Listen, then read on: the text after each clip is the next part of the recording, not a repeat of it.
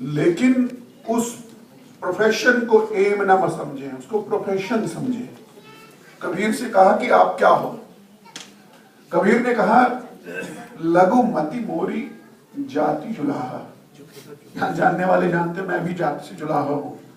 मैं ऐसे डिपार्टमेंट में काम करता हूँ जो कारपेट वीविंग के नाम से जाना जाता है। उससे कोई फर्क नहीं पड़ता है आप किस में हैं। मुझे पीएचडी जो भी मेरी डिग्रियां हैं, जितना भी प्रकाशन है, मेरी यूनिवर्सिटी में होना चाहिए था। मैं नहीं हूं, मुझे कोई चिंता नहीं है। मेरा प्रोफेशन अलग है, मेरा एम अलग है। तो मैं आपसे ये कह रहा था कि हमारी कम्युनिटी,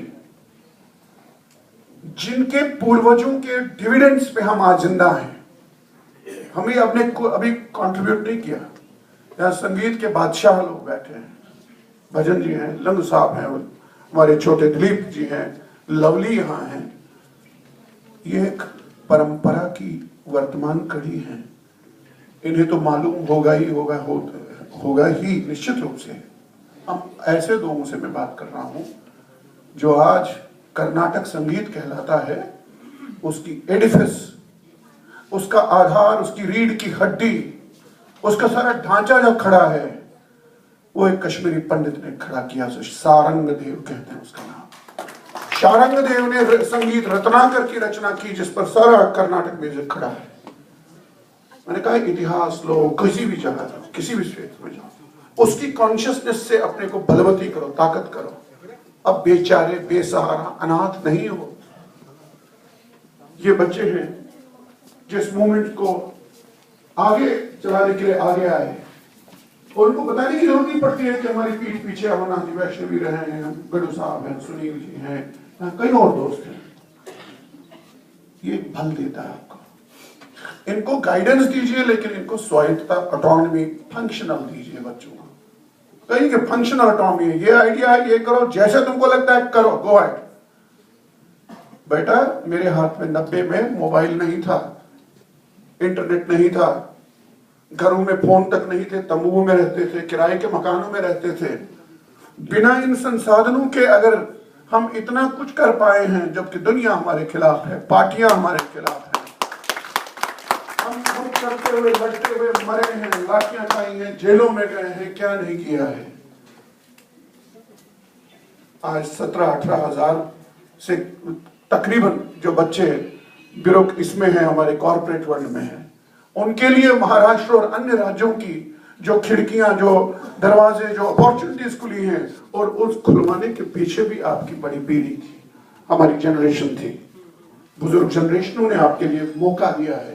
और आज आप जहां हो, वो उन बुजुर्गों की कंट्रीब्यूशन की बदौलत हो। इसलिए उन कंट्रीब्यूशन में जहां तुम कर रहे हो, उसका अपने आप को उन बुजुर्गों के साथ जोड़ो, उनकी तमन्नाओं के साथ जोड़ो। ये तुम्हारा लक्ष्य है।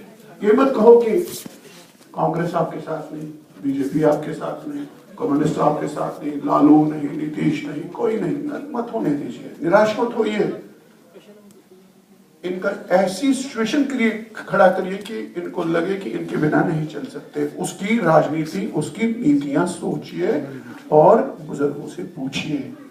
एक इशारा मैं करना चाहता हूं।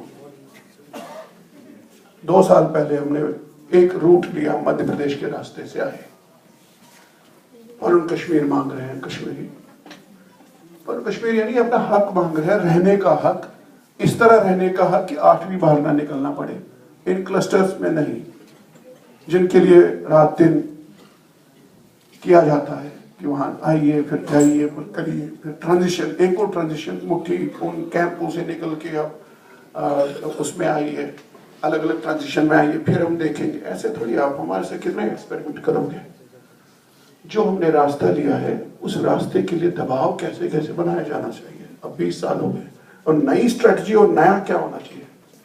नया है भैया कि अब पार्लियामेंट पे कैसे आप आओगे, चुनाव से नहीं, बाहर के दबाव से। उस दबाव के रास्ते क्या क्या हो सकते हैं, अलग हो सकते हैं।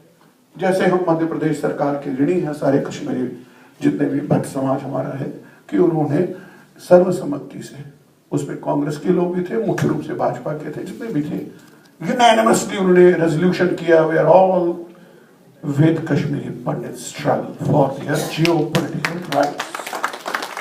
जो geopolitical aspiration कश्मीरियों की है, तो पूरे मध्य प्रदेश की संख्या ये हमने उनको कहा हम चाहते हैं, फिर हमने कहा कि कैसे कर सकते हैं, यानी how of it, this is why of it, why homeland तक हमको 20 साल लगे। हाउ की बात है कि कैसे वो शायद सारी बातें अभी मेरे दिमाग में भी ना हो, या कुछ हो तो कुछ कह भी नहीं पाऊंगा, शायद कहना भी नहीं चाहिए, और कुछ कहूंगा कि हम मध्य प्रदेश के रास्ते से आए। उन्होंने रेजोल्यूशन दिया कि पूरे मध्य प्रदेश, पूरा स्टेट आपकी स्ट्रगल में आपके साथ है, जो आप चाहते हैं, तो इसका दबाव केंद्र संसद पे आता है।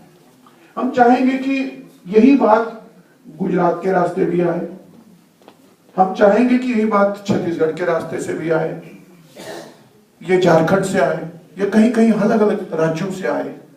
एक हवा बने कि एक बात बने कि देश साथ है उन लोगों के जिन्होंने पाकिस्तान का साथ नहीं दिया कश्मीर को बनने में, उन लोगों के जिन्होंने कश्मीर को भारत से अलग करने वालों का साथ नहीं दिया, उन लोगों के जो कश्मीर को न हिंदुस्तान रहने देना चाहते हैं, न पाकिस्तान बनाना चाहते हैं, बीच में त्रिशंकु की तरह कुछ हिंदुस्तान भी, कुछ पाकिस्तान भी, लगभग हिंदुस्तान, लगभग पाकिस्तान, लगभग आजादी, लगभग ऑटोनॉमी, इन लोगों ने उसका भी साथ नहीं दिया। ये लोग विशुद्ध रूप से free flow of Indian constitution guarantee करवाना चाहते हैं, जिसे हम सरल शब्दों में कहें, कश्मीर के अंदर एक चंडीगढ़ बनाना चाहते हैं, कश्मीर के अंदर एक पौंडीचेरी बनाना चाहते हैं, यूनियन टेरिटरी स्टेटस लगाना चाहते। अगर आपको ठीक है, आपको हिंदुस्तान का आइन से परहेज है, तो मुझे नहीं ना है।